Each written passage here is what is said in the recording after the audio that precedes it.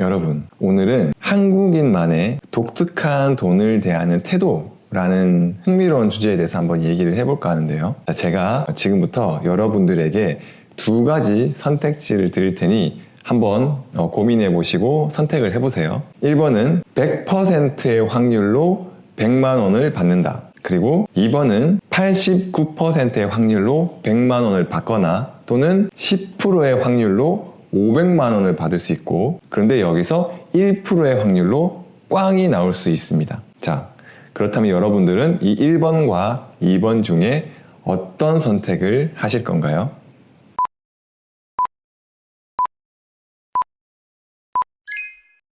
저의 경우는 사실 이 질문지를 듣자마자 고민할 것도 없이 2번을 선택했습니다. 우리 기대값이란 걸 계산해 봤을 때도 1번의 경우는 100만 원이지만 2번의 경우는 139만 원이 나오기 때문에 기대값 기준으로는 2번을 선택하는 게 당연히 너무나도 합리적인 선택입니다. 그리고 제 방송을 보시는 분들이 대부분 한국인이시기 때문에 아마도 당연히 2번을 선택하는 거 아니야? 라고 생각하시는 분들이 있으실 텐데요. 사실은 전 세계 사람들 대부분이 1번을 선택합니다. 그런데 왜 유독 한국인들은 2번을 선택하는 사람들이 많을까요? 오늘은 이 현상을 통해서 한국인들의 돈을 대하는 태도, 그 태도가 투자에 어떤 영향을 미치는지에 대해서 한번 알아보는 시간을 가져보도록 하겠습니다. 먼저 앞서 두 가지 선택지에 대해서 선택하는 이 실험은 노벨 경제학상을 받은 데니얼 카너먼의 전망 이론과 관련이 있습니다. 사람들은 이 기대값이라는 걸 계산해서 합리적인 결정을 내리는 것이 아니라 손실에 대한 두려움, 확실성에 대한 선호 때문에 비합리적인 선택을 한다는 거죠. 일반적으로 사람들은 확실성 효과, 확실한 것을 과대평가합니다. 그러니까 확실할수록 더 선호한다는 뜻이죠. 그리고 같은 금액이라도 잃는 고통이 얻는 기쁨보다 2배 정도 더 크기 때문에 손실을 회피하는 경향이 있다는 거죠. 그리고 중고점 의존, 절대적인 가치보다는 기준점 대비 이득과 손실에 집중합니다. 그래서 대부분의 사람들이 이 1%의 꽝일 확률이 있기 때문에 이 손실을 회피하고자 두 번째 선택을 하는 것이죠. 100만 원이라는 이 확실한 돈을 놓칠 수도 있다는 그런 두려움 때문에 기대값이 더 높은 2번보다는 1번을 선택하게 만드는 것이죠. 그런데 왜 유독 이 한국인들은 2번을 선택하는 사람들이 많은 것일까요? 이 한국인들에게는 압축 성장 DNA가 있습니다. 한국은 불과 70년 만에 최빈국에서 선진국 반열에 오르게 되었어요. 그 과정은 안정보다는 도약이 필요했던 시기였죠. 그래서 이 시기에 한국 사람들은 안정을 추구하기보다 오히려 이 도전과 모험을 선택을 했고, 엄청난 경제 성장이 동반됐던 시기였기 때문에 이렇게 하이 리스크를 가지고 도전을 하더라도 하이 리턴이 돌아오는 경우가 훨씬 더 많았던 시기였습니다. 그리고 그 짧은 순간에 엄청나게 많은 기회의 순간들이 있었기 때문에 한국인들은 빨리빨리 문화가 너무나 당연했고 중요했던 거죠. 왜냐하면 이 널려있는 기회를 누구보다 빨리 캐치하는 사람들만이 돈을 더 많이 벌 수 있었으니까요. 이건 단순한 농담이 아니라 정말 한국 사회가 경험한 실제 역사입니다. 그리고 그 과정에서 한국 부동산 투자에 대해서도 빼놓을 수가 없는데요. 우리나라 사람들은 돈에 대해서 보수적이면서도 이 부동산 투자에 있어서는 굉장히 진취적입니다. 지난 수십 년간 부동산은 절대 떨어지지 않는 자산이었어요. 실제로 이 부동산으로 어느 정도 부를 이루신 분들도 굉장히 많고요. 그 엄청나게 비싼 몇 억짜리 또는 수십억짜리 부동산을 구입할 때 주택담보대출이라고 하죠. 이 주담대에 대해서는 크게 빚이라 생각하지 않고 그렇게 망설이지도 않습니다. 그리고 일명 영끌이라고 하죠.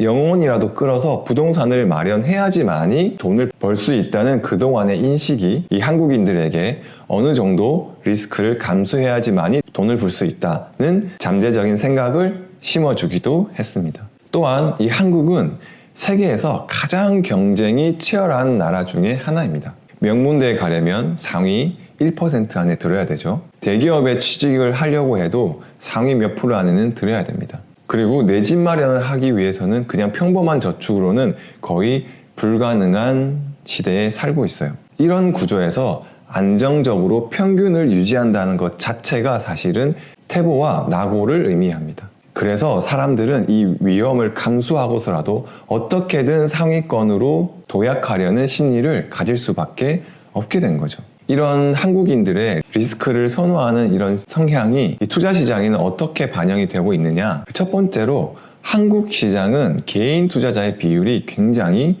높은 곳 중에 하나입니다. 미국 주식 시장은 기관이나 외국인 투자가 70% 이상을 차지하는 반면에 이 한국 시장은 개인 투자자의 비율이 40%를 넘나들고 있어요. 동학개미 운동이라고 들어보신 적 있으시죠? 이 코로나 때 주식이 굉장히 폭락하자 외국인 기관들도 매도에 나섰는데 그 매도를 대부분 받아준 것이 개인들이에요. 외국인과 기관이 팔 때 개인이 사는 이런 시장은 사실 전 세계적으로 드문 시장입니다. 그리고 한국 투자자들은 레버리지를 굉장히 적극적으로 활용하고 있어요. 신용거래, 미수거래는 기본이고 이 파생상품도 굉장히 활발하게 거래가 되고 있습니다. 심지어 최근에는 개인 신용 미수 잔고가 26조 원을 넘기도 했었어요. 원금으로만 하면 언제 돈 벌어? 라는 생각이 깔려 있는 거죠. 확실하게 100만 원을 버는 것보다 이 레버리지를 이용해서 500만 원을 벌고자 하는 그런 심리가 정확하게 반영되어 있다고 할 수 있어요. 또 이 한국 주식시장의 회전율은 세계 최고 수준입니다. 이 말은 곧 장기 보유보다는 단기 매매를 선호한다는 뜻이죠. 매일매일 호가창을 들여다보고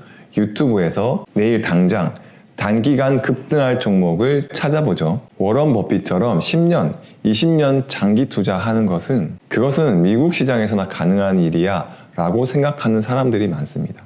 한국 시장은 이 개인 투자자의 비율이 높고 개인 투자자들일수록 감정에 의한 매매도 많이 하고 레버리지를 통한 투자를 많이 하기 때문에 한국 시장은 변동성이 굉장히 크고 그 변동성이 크기 때문에 빠르게 타이밍을 잡는 게 중요하다라는 생각이 있기 때문에 더욱더 회전율을 높일 수밖에 없는 것이죠. 그리고 또 그 덕분에 한국 시장은 유독 테마주 장세가 자주 발생합니다. 바이오 테마, 2차 전지 테마, 메타버스 테마 등 이런 특정 섹터에 돈이 몰리게 되면 관련 주식들이 동시에 폭등을 하게 되죠. 문제는 이런 테마주들이 급등을 하게 되면 대부분 거품이 꺼지게 되고 그 거품이 꺼지게 되면 폭락이 이어지게 된다는 거죠. 그렇다면 이런 성향들이 어떤 문제를 초래하고 있을까요? 물론 이 리스크를 감수하는 게 나쁜 것만은 아닙니다. 하지만 이 과도한 리스크를 추구하거나 또는 리스크가 뭔지도 모르고 그 속에 나를 밀어넣는다는 것이 문제인 거죠. 신용으로 투자를 했다가 폭락장에서 큰 손실을 보는 투자자들이 속출하고 있습니다.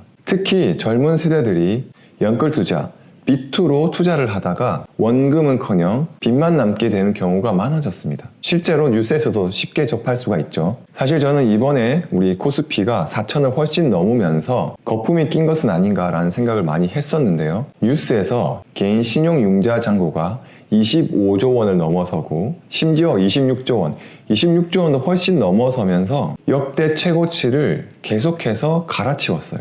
저는 이 뉴스를 보면서 사실 시장에 거품이 꼈다라는 것을 더욱 확신할 수 있었고, 그리고 이 거품이 꺼지는 순간 또 얼마나 많은 개인 투자자들이 피눈물을 흘릴까 하는 굉장히 안타까운 마음도 많이 들었습니다. 1%의 확률로 꽝이 되는 게임이 아닌 사실 90%의 확률로 꽝이 되는 이 투자 시장에서 그 리스크를 제대로 이해하지도 못한 채 빚을 지며 투자를 하고 있다는 거죠. 그런데 이런 문제들이 사실 누구 하나의 잘못이라고 말하기는 어렵습니다. 앞서 이야기했듯이 우리가 살아온 경제적 환경, 이 문화적 환경 때문에 이런 현상을 초래하고 있기 때문이죠. 우리는 우리가 보고 배운 것으로 판단하는 것이 당연합니다. 하지만 우리가 보고 배운 것이 전부가 아니라는 것을 알아야 돼요. 전쟁을 겪어본 사람과 그렇지 않은 사람, IMF 때 경제 활동을 한 사람과 그렇지 않은 사람, 심지어 전쟁과 IMF를 겪어보지도 못한 사람이 살아가는 세상은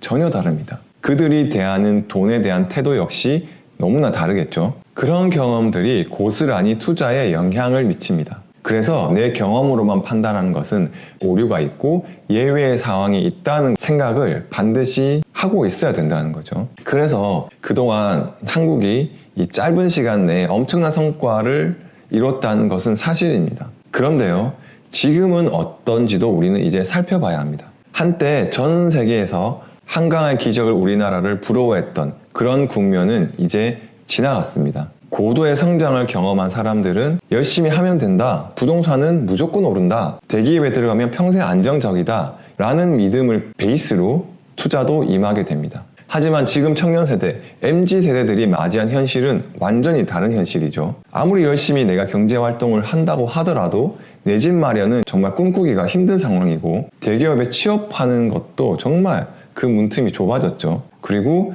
경제 성장률은 2%가 안 되는 그런 시대에 살고 있습니다. 그래서 우리는 지금까지 보지 못한, 경험해보지 못한 새로운 시대가 열릴 수 있다는 것을 감안하고 투자를 해야 된다는 거예요. 그래서 우리는 1990년대 일본의 상황을 참고해 볼 필요도 있습니다. 당시 일본은 부동산은 절대 떨어지지 않는다라는 신화가 있었죠. 실제로 수십 년간 그랬으니까요. 그 결과 일본인들은 부동산 붕괴가 일어나기 직전까지 부동산만 믿고 부동산을 매수했습니다. 그 결과는 일본의 잃어버린 30년이었죠. 2008년 금융위기 이전 미국도 마찬가지였어요. 미국 부동산 가격은 전국적으로 동시에 하락한 적이 한 번도 없었습니다. 그게 바로 역사적 사실이었죠. 그래서 서브프라임 모기지는 모두가 안전하다고 믿었었어요. 하지만 역사상 한 번도 일어나지 않았던 일이 벌어졌고, 그 결과는 정말 참담할 정도로 전 세계 경제가 휘청거렸습니다.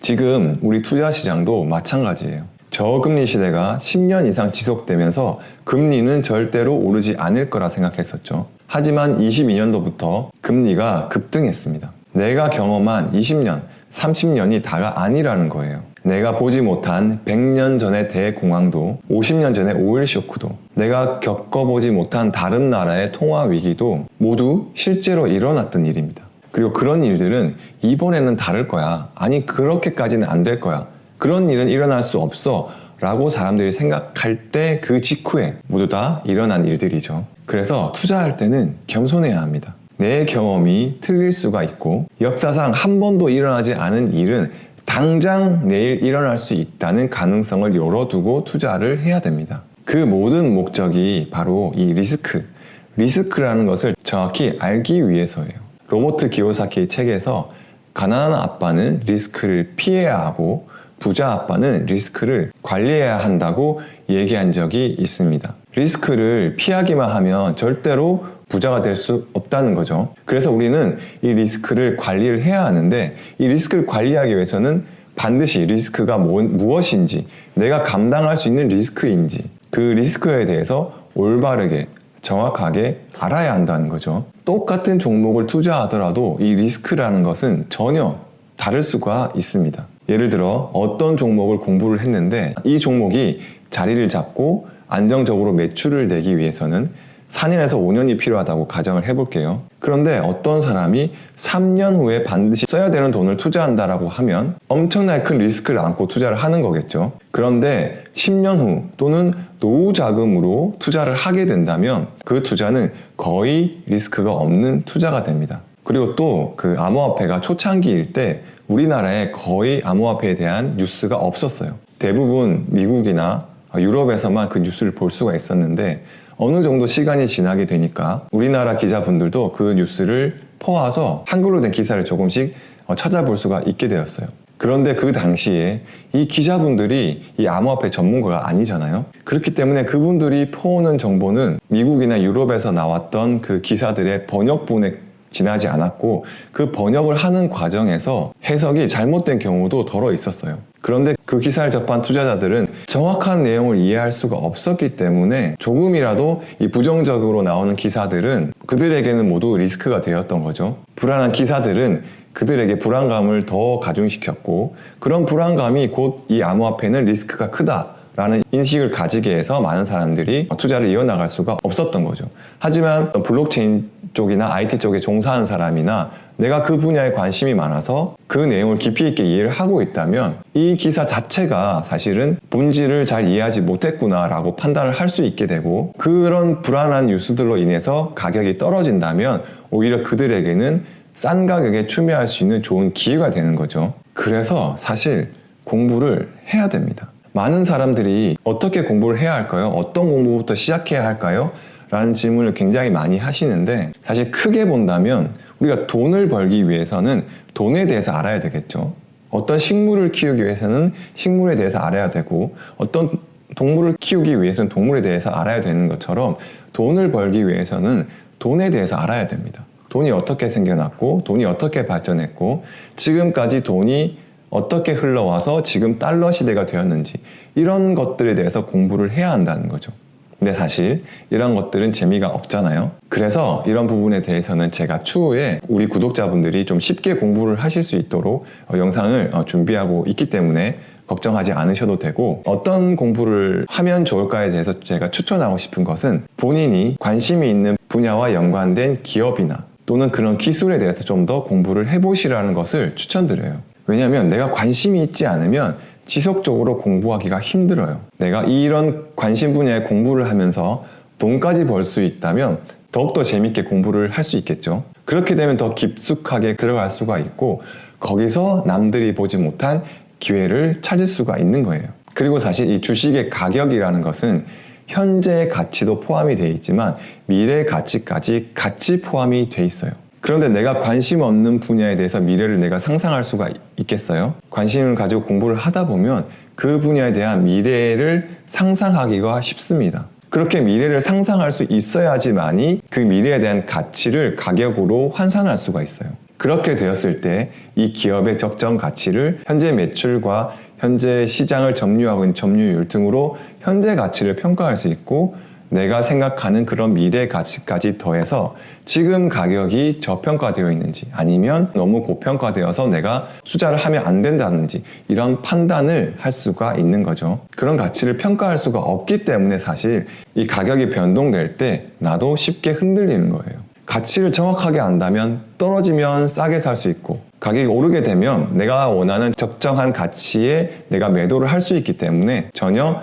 흔들리지 않고 투자를 해나갈 수 있게 되는 거죠. 오늘 우리는 이 한국인의 독특한 리스크 선호 성향과 그것이 투자에 어떻게 영향을 미치는지, 그로 인한 부작용은 어떤 것이 있는지에 대해서 살펴봤습니다. 압축 성장, 부동산 신화, 치열한 경쟁, 빨리빨리 문화, 정보 과잉, 이 모든 것들이 우리를 확실한 100만 원보다 불확실한 500만 원을 선택하게 만들었는데요. 이게 나쁜 것만은 아니에요. 위험을 감수하는 그런 도전 정신이 한국을 지금 여기까지 끌어올렸으니까요. 하지만 이제는 한국의 경제 상황도 많이 변했고, 무조건적으로 리스크를 감수해서 100만 원이 아닌 500만 원을 선택해서는 안 된다는 것을 앞에서 살펴봤는데요. 이제는 꽝일 확률이 1%가 아니라 90% 이상이 될 수도 있다는 거 꼭 명심하셨으면 좋겠고, 그리고 투자에 답이 없다는 말 많이 들어보셨죠? 당연한 얘기지만 그 답에 가까워지기 위해서는 내가 왜 그 선택을 했는지, 그 선택이 진짜 나에게 맞는 것인지, 나에게 리스크가 무엇이고 그 리스크를 내가 얼마나 어디까지 컨트롤할 수 있는지를 한 번쯤은 반드시 생각해 보시길 바라겠습니다. 특히나 처음 질문에 2번으로 선택하셨던 분들이라면 꼭 이 리스크에 대해서 생각해 보셨으면 좋겠습니다. 우리 모두 더 나은 삶을 위해 이 투자라는 것을 하고 있습니다. 빨리 많이 벌고 싶은 마음은 누구나 가지고 있어요.